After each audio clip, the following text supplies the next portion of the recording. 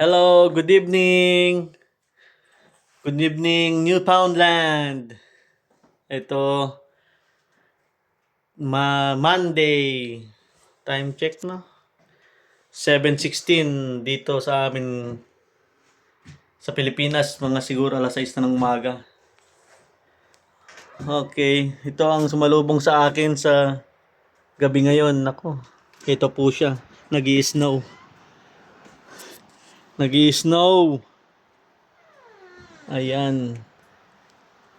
Ayan siya po, nag-i-snow.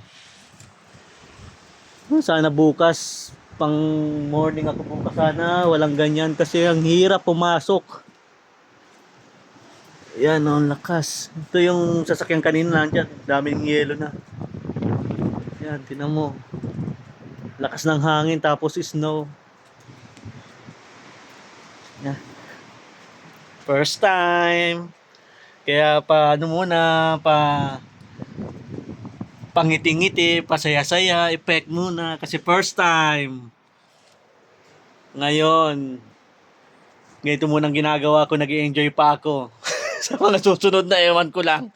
Baka ano na ako, iyak later. Pag naranasan ko ito sa labas, pag naghihintay ng bus, yari ako. Ay nako, Ingo.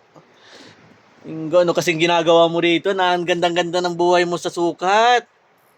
Umuwi ka lang ng Marinduque na papunta ka rito, oh. Ay nako. Napakaganda niya, guys. Napakaganda niyang tingnan. Pag titingnan mo, napakaganda. Nakaka-inlove pero ayoko maranasan yung ganito. Kasi baka hindi kayanin ng body. Hindi ko kayanin to pero kakayanin natin yan. Alang-alang sa mga pinagkakautangan. Yes. Alang-alang sa pinagkakautangan, syempre yun ang first priority. Hindi, joke lang. Priority natin syempre yung magandang buhay. Alam mo naman si Ingo palaban palagi yan. Kahit ano pang dumaan dyan. Ingo. Si Kapitan Ingo yan eh. Ay, yan guys. Pinakita ko lang sa inyo. Mangyan kasi, mangyan. Okay guys. Pasok na ako. Malamig na. Bye-bye.